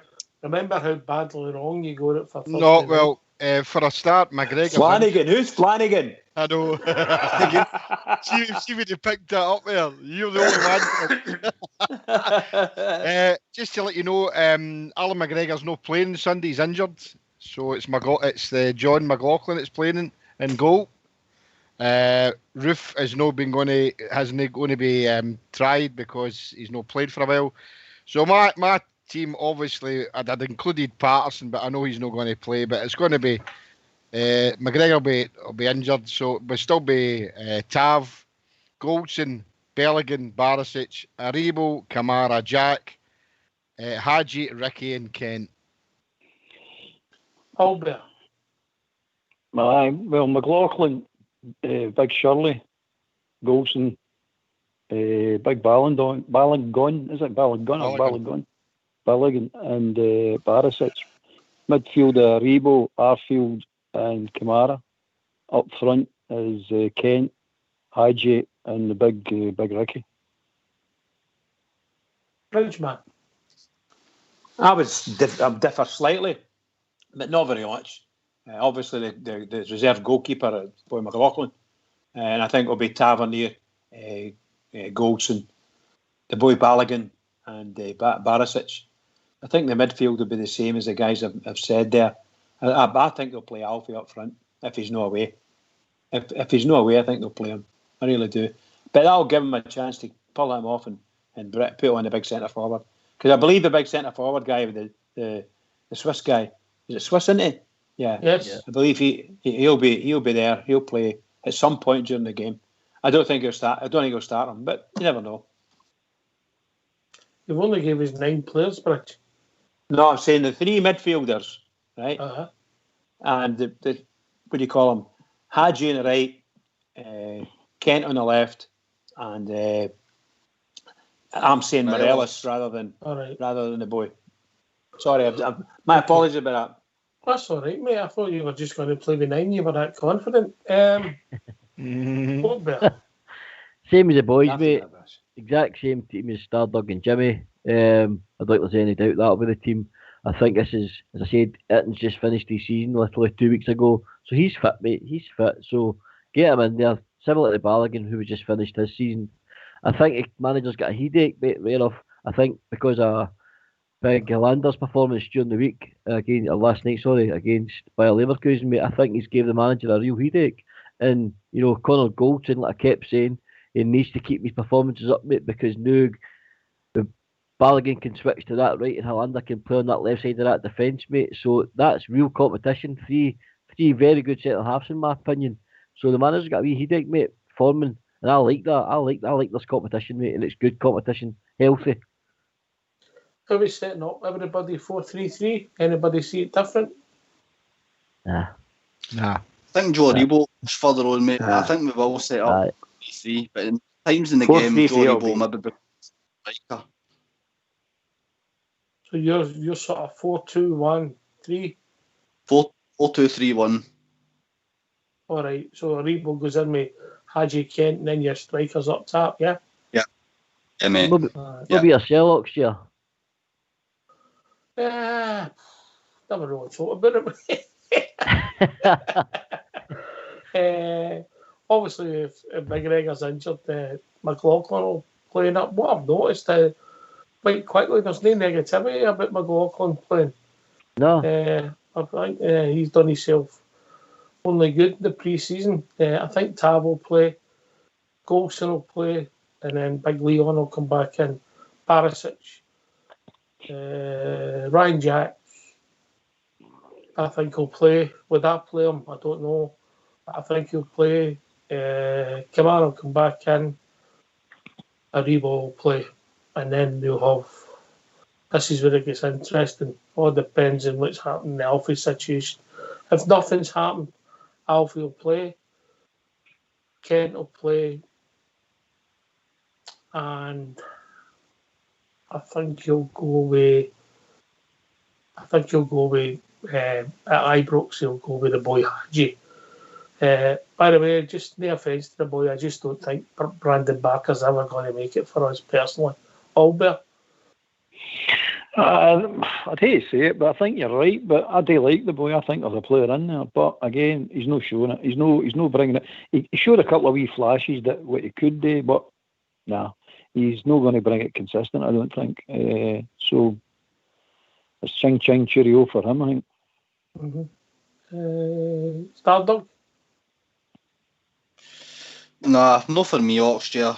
I think he is going to stay this year, though. I think he will be one of the players that stays and remains in about the squad, and he'll make cameos off the bench, mate. But I don't see him starting too many games. But, you know, that's a wee bit of a problem for me, because Brandon Barker doesn't really bring you much. And for me and a lot of the guys on here, maybe apart from Port Bear, the jury's still out in Haji, mate. You know, Ibrox against St Mirren and teams like that. This will be a hard game for us at the weekend, by the way. I believe this will be a hard game for us at the weekend. So you're looking for a bit out of Haji, but you know it's the away games, mate, and the cold nights and that. We're wanting to see a bit more out of these two boys, so that's a wee bit of a worry because I don't think we're 100% strong in that position. But I know we've got Roof there to come in as well, so you never know, mate. But Haji will start for me. Barker's not a Rangers player. All right, JFK Barker. Just unfortunately, I don't think he's good enough personally. Nah, he's no. He's to me, he's not even a squad player. I know the gaffers maybe he's brought him on, but for me, he's nah. I just can't see him being there. But time will tell. Stardog's saying a hard game. I think we'll win about 4 or 5 nothing on Saturday, Sunday. I hope you're right, JFK. I think we'll burst them. I think we'll burst them, mate. Get them for the top 6 this year. Good. St. You sound very confident, JFK. You sound very confident. 4 or 5 nothing. They're a rubbish team. We beat them twice 1-0 last year. We struggled in both games last year. 1-0 away there and 1-0 at. Different season, mate. Well, we'll see. Season. I don't think it's as easy as we think it's going to be, guys. We need to be up for this. Albert and Bridge. Well, you want the score, Ox? Yeah, just your thoughts and how it's gone and I think Stardum's right. It'll not be as easy as we think it is, but I also think Jimmy's right as well. I think they're there for the taking if we do it right. But it will not be easy, no, because that Goodwin's already strengthened that defence. He's got more big cluggers and hammer throwers in there. According to, I don't know who it is, but according to the media, he's got new cluggers. So, but at the end of the day, it's down to us. It's all about the Rangers, and if we don't put them away tomorrow, the alarm bells will start ringing in my head, because we've got enough in that team to put any team away on our day. Now, up at Aberdeen, we just didn't click properly, you know what I mean? We're clicking, but not properly. So that's still to come yet. That's a positive. That's still to come. And I'm hoping it's going to come tomorrow. And I think Hatchie will definitely come good. I definitely do. Boy's a player. Here, mate. Bridgeman, then Port. I think it's, to be honest, I think not taking 3 points against St Mirren is unthinkable. Just unthinkable.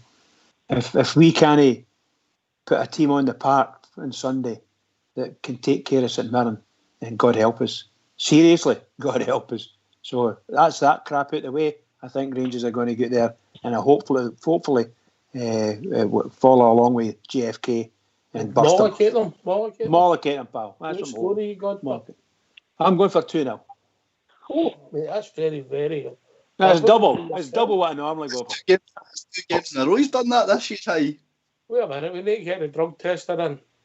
Get him tested. You're shockers, a lot of you. They must have took that 1-0 gene out you in the hospital, mate. last weekend, Foxy stole it. Foxy stole it last weekend, that mate. They must have took all the battered bones out to give it a That was brilliant.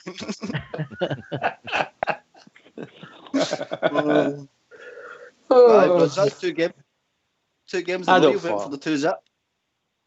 I'm saying last weekend I was going for my normal, only Foxy jumped in. He jumped in front of me, and I thought, oh well, you know, I'll go for 2. And Foxy's been parading up and down the street saying, I got it right this week. You could have went for 2-1. You could have said that. I'm not quick enough in the heat for that, Albert. Did you do a search party for Fox? We've not heard from him all night, Oxchair. I told you he's entertaining, mate. I think Jim Goodwin's side are unlikely to lie down again Oxshare this time. You know, a good result against Livingston last weekend. You know, Gerrard will probably ring the changes this weekend. But I think we should have too much in the tank at Ibrox for them. You know, there were tight matches last year, both of them. But I'm expecting a 3-0 win, mate. With good, clean defence again. We're not losing goals at all. And I'm expecting the new boy to get a wee goal, mate. And then Aribo and Kent will get the other ones. But Hadji will be superb at the weekend. I'm going to be honest, mate. When these sort of group of fixtures are finished, the first 4, mate, I'm expecting 12 points on the board. I agree 100%, mate. I think every game should be treated like a cup final. If Rangers are serious this year, Oxford, and if them players are serious, they need to treat every game like a cup final this year. If they're serious, you want to win a league, then these are the teams you want to be putting to bed early and laying down a marker, a real marker to show people that we are serious this year. These guys need to get up for it, mate. This is the most important season of their lives in Steven Gerrard's career. Cheers. Wee bit of breaking news, guys, about the shape that the thing.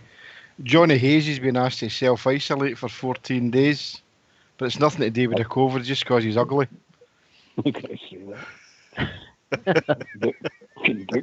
Doing for chips. That's absolutely shocking, by the way. Absolutely shocking. No, look, have you been waiting all night to come in with that? Come on, give me a break, man.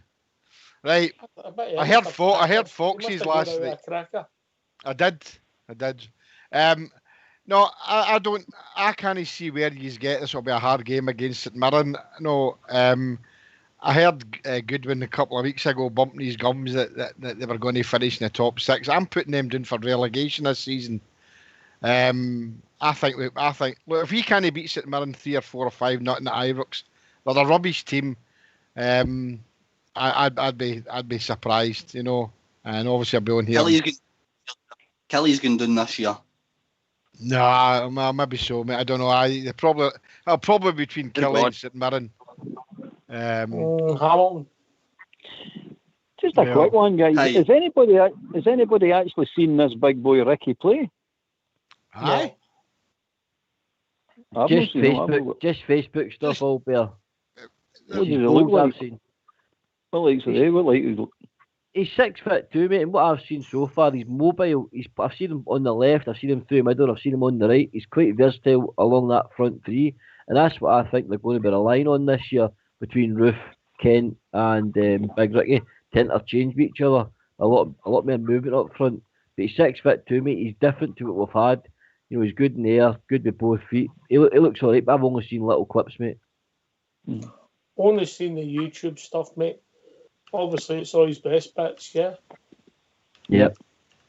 I've seen absolutely nothing. I don't go on that YouTube for that very reason. You think you're seeing the new Messi, you know what I mean? And all of a sudden you see them close up and you go, oh no, oh dear. But I've heard for reports. I've read some of the reports on him, and he's definitely rated. He's definitely rated. Well, you've got to watch, mate. Every sign is a gamble. Tony Andrew Flo. Yeah. Come on. Internationals, Albert, he scored, I think, is it 3 and 2, Stardug? Am I right in saying that? Aye, mate. I heard. I seen a news report. I don't know how this is actually. I don't know how he actually managed this, but I heard he was capped by accident, right? And apparently he ended up getting 2 games and he scored 3 goals. And the manager says maybe he wasn't in my plans before, but he's almost certainly in them now.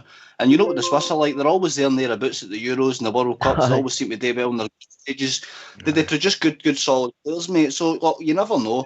Oxford made the point there about Torrey Andrew Flo. Torrey Andrew Flo's stats are actually all right. But when you've got a guy across the other side of the city that's scoring 50 goals in a season and your guy's only scoring 22 and you've paid 12 million for him, then it's not enough, mate. But you never know until you see him. You heard me and Jimmy on here last year. What were we like, Jimmy? We raved about Shea Ojo on here. Approach you, mate. We've got a caller coming in. Evening, caller. Hello, lads. How you doing? Stevie for the drum. How you doing, lads? All right. Hey, big Stevie. How we doing, mate? By the way, what's happened to this show, man? The first 25 minutes talking about the sheep. Let's get on, man. Come on. They've been carrying viruses for years with pumping sheep, you know what I mean? It was that JFK, Stevie. He kept us taking us down the same lane. And I heard his joke about Johnny Hayes, man. Oh, dearie dear. You know, Johnny Hayes is a boy. You could pour a can of beans in his face and not one of the beans would fall off. He's that many craters, man. Listen, this is the Rangers radio, man. Let's get back to the Bears. Okay. The Rangers are going to win by 2 clear goals on Sunday. Don't worry about that. And I'd like to see the big boy hitting get a run out. I think he's going to be a quality big guy. I think it was Stardug that was saying there a minute ago about his international stuff. They don't know if you get in their international team, you're nobody's mug. No, that's the bottom line. But Big man, can I just ask you got any Castore gear yet? By the way, yes, I have, and I'm getting back with 2 garments. I might have took a wee stretch, so I need to get back. Lockdown. All right, mate. Yes. So you went from a medium to a large, mate? Oh, 100%. It's a garden party loyal. No, it's eating all the burgers all the time and bevying away and having a wee bit of cultural music on there. No, doing darts on a Saturday night. I've put a bit of weight on. There's no 2 ways about it, so I need to get back. It's either that or the stuff's clingy. So a couple of people say it's clingy. It could be both, mate. Aye. Definitely. No, big and bad. Just in the maybe Jumper Boy's gone tomorrow. We're going to kind of spend a few bob, and get our holiday here on. I've just had a message for Fox. He hopes to be finished for 11 o'clock and join us. Don't know what it means by that.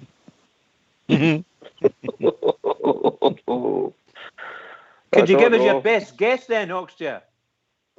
It's not me. You've got No, but can you give your best guess what he means, no?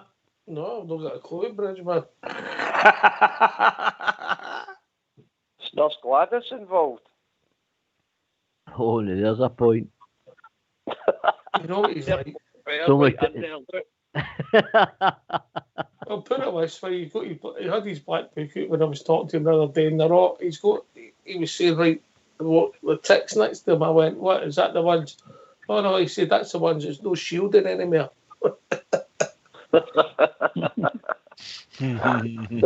Oh, yeah, maybe that iron board's out, mate. Maybe the iron board's out. Remember, that was out last night. No, actually, the iron board was out for me. He was ironing his underpants, so he was presentable. Ah, his socks and his underpants all ironed. Fair play. No, he doesn't wear socks, mate. Maybe. No, in the winter. No, even in the winter, mate. He doesn't wear them. Maybe somebody's bought him a new inflator. And it doesn't cost you anything to open an iron board's legs, so maybe that's got something to do with it. See where you're coming from, Stevie. Stevie, last night, out the system, just get back to Castore. Big day for the club yesterday. The queues the last 2 days have been unbelievable. I know you went to maybe a medium to a large or a small to a medium. What's your thoughts on the actual quality of the garments? Listen, I think they're all right. I'm going to be honest. I just think they're more fit, if that makes any sense. They're meant to be for an athlete. They're not for me, Jimmy, and yourself, you know what I mean? But I just think they're a wee bit, they're clingy, they're fit. But apart from that, the quality of the gear's brand new. You know, I'm going to Jambo. What does wee Jambo think yet? Because that's the judge, isn't it? He's over the moon, man. He's over the moon. He's that confident. He's saying, I hope the gear's like us when I play for Rangers. You know what I mean?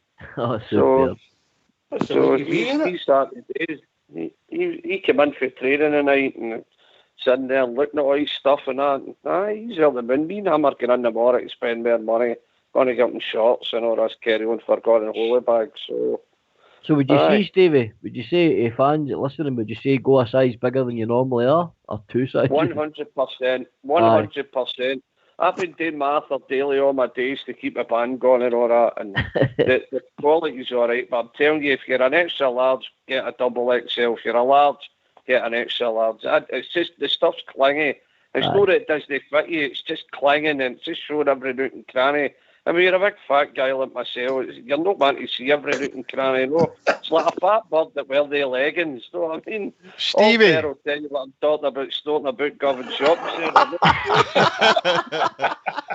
Stevie. Oh my God. Stevie, yeah. did you take Rangers' offer up taking your banner there for the Copeland Road display? I couldn't get my banner there because it had Bill the Butcher on it. All right.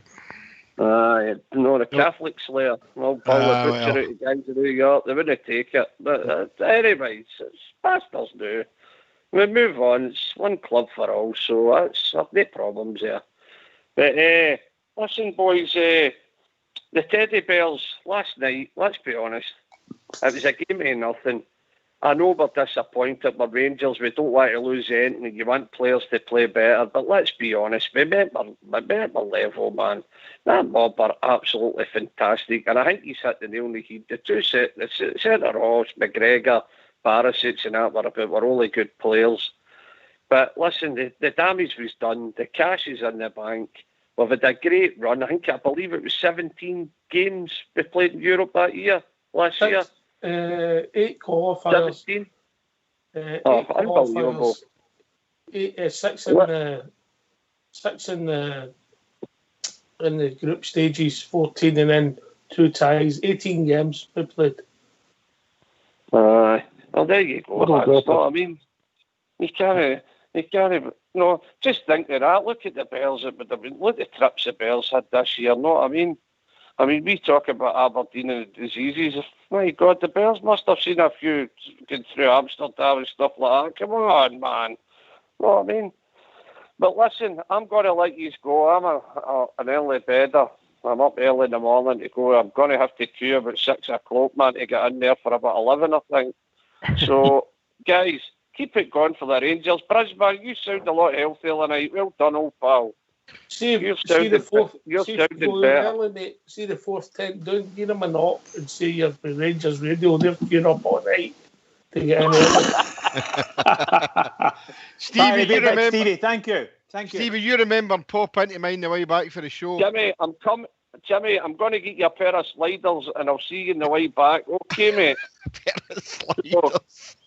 I think Denver's in the call, Oxshire. What's that, mate? I think Denver's waiting to get in, mate. Oh, how are we doing, Denver? He's not there. He's been in gone. Yeah. He's been and gone, mate. Fair play. He had problems the last time I know Denver. So he did, actually. Anyway, you got a size with the jerseys. You got a size. I need to go up to a small then.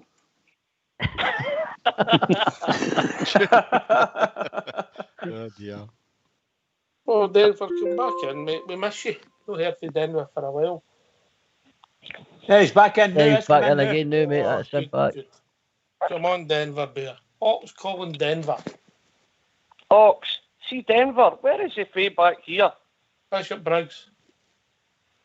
Bishop Briggs, he's a snob. Aye. He'll not be putting gravy in his steak pot, that's for sure. No, he will not, mate. He will not. Come on, Denver. Speak up. How we doing, guys? How we doing? Yeah, it is. Hello, Denver. How's it going? Hi, doing well, boys. How you doing, Bridge? That's more important. Excellent. Oh, excellent, pal. Thank you very much. I'm really good. Good, really good. Good. I was all concerned. I didn't know what the problem was, but I was all concerned about you. I heard you weren't too good to know.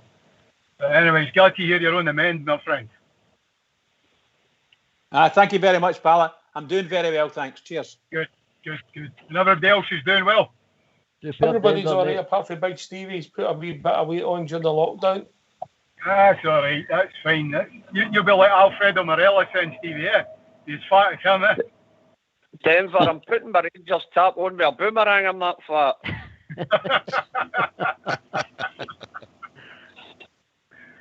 Oh, God. So about this Alfredo Morelos fish, it's always going on about he's overweight and all that. What a load of absolute fish that is.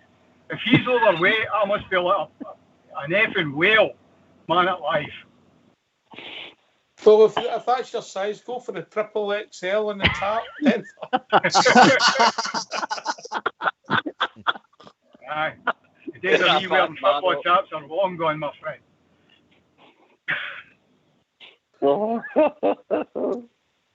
What's your view on the Morelos, mate? It's turning into a wee bit of a circus now, isn't it? You know, we're getting fed up. Even me, I'm getting fed up. I'm still 100% against with the wee man. I hope he stays. I really do. I just think there's some amount of racism going on. The photos they take of him with the bald face and all that, absolute nonsense, man. All you need to do is look at the wee man's body, and you can tell he's no overweight, man. It just, I hope he stays. I really do. Stevie, you want to take that one? You seem to be a Weight Watchers expert.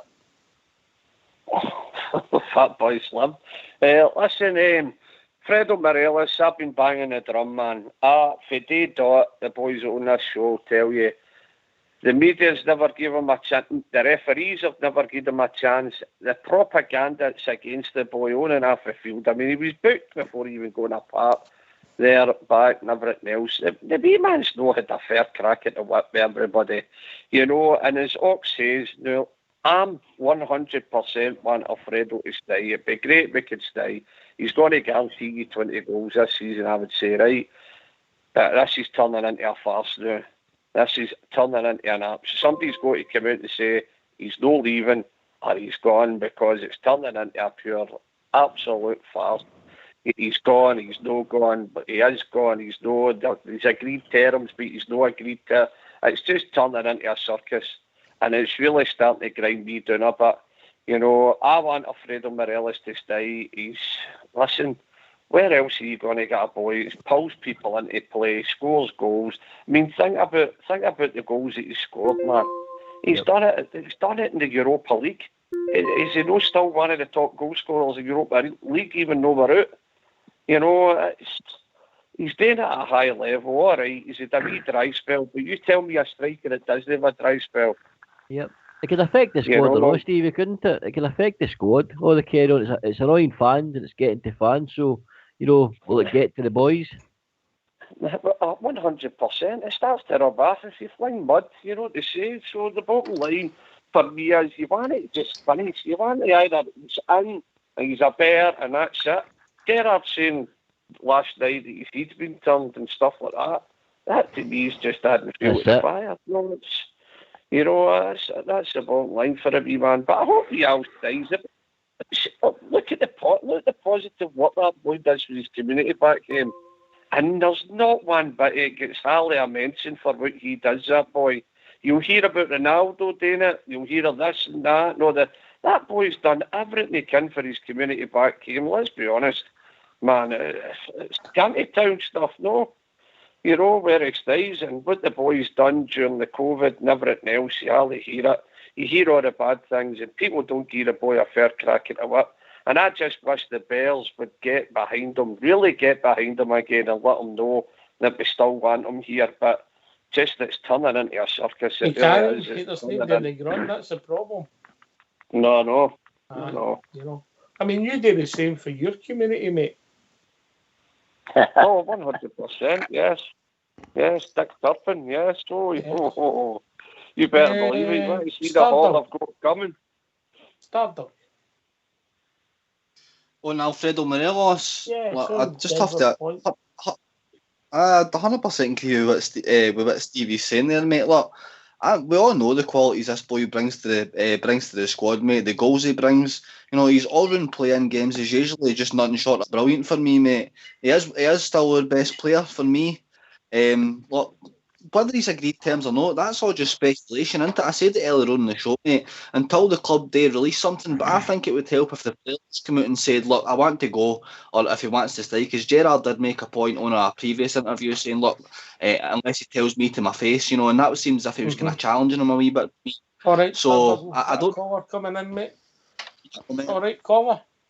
Hi, Ox. It's Blue Star. Well, you better make it quick, Blue Star.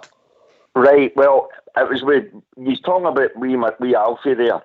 I was one of the guys that said the other night I thought he was a bit overweight come pre-season there. Well, I totally concur with what Big Stevie says there. I apologise because see when you seen him stunning in that lineup last night. Oh my, he was as lean as he was a buffalo. I mean, there wasn't a spare ounce on him. Certainly he's a chunky wee guy, but oh no, he wasn't overweight at all. Not at all. You're quite a tall guy, but you're not very heavy for your height, mate, because I remember the last time we were out, mate, I had to give you a wee shoulder. Well, I've lost a good bit more then. Outside a certain bar. Morelos, I think it's turning into a wee bit of a circus, but I think we'll go to watch or go back to Denver that we don't get our chain pulled by the Scottish media. Yeah. Denver. Can't get it off mute. You've done it now, mate. All right.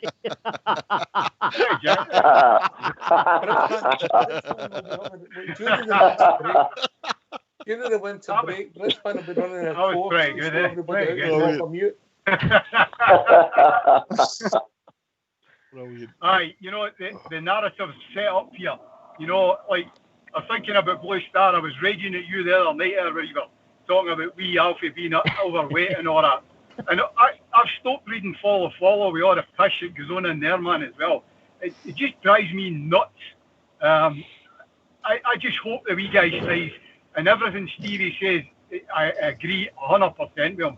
Man alive, we need guys like that. We need guys that... The wee guy will kick us to 55, man. But Denver, it doesn't help if when our manager Stevie G comes out straight after that game last night and he's telling you straight, he thinks Alfie's head's been turned.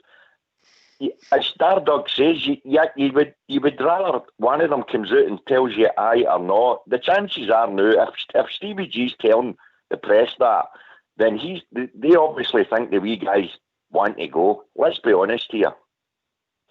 I don't agree with you there. I know what he said, but he said it off the cuff there because he never mentioned it in the second interview apparently. So, I mean, I didn't. But that's because after the first interview, obviously, Fokker says to him, but Stevie G's not going to come out and say that directly to the press after a game that he thinks his head's been turned. If he's not heard something, of course he has. JFK, Stevie G, one of his downfalls, sometimes he's very honest. He talks the hip, doesn't he? The heart. He doesn't hold back. No, that's that's the way he always since the day one. And you can't fault him for that. But in some instances, no, sometimes you can be too honest. Say that again? Did you say incense? I did. No, I didn't. You did. A game for all the family. If you play it back, you'll notice I didn't say incense or incense. I don't know where you got that from. JFK, you're brilliant tonight, by the way. Incest. I thought you said incense. Incense either. Anyway, Alfredo's gone. I don't think Alfredo will play on Sunday. I think he's gone and all, Jimmy, with 100% a day. I've got a cyber pint, Jimmy, and Blue Star. The wee Alfredo starts up front on Sunday. There you go. What time's the kick-off on Sunday? 3 o'clock your time, Denver. Oh, yeah, Dancer. 8 o'clock my time. Excellent. I'll get a wee long lie on a Sunday morning. Nice time. You know, Denver, I have to agree with you. I've got a sneaking suspicion if he's available, the manager will play him. I really do think I think he's going to play him, Bridge. I think he, even just, to get his head straight on, if you want to look at it that way, It'll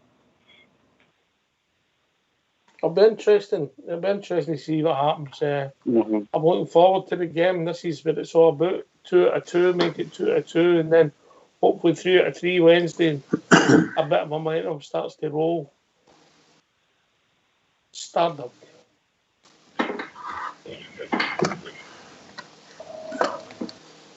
Oh, well, no Stardom. Oh gosh, there is nothing mute there. I had the same problems with Denver, but what's my...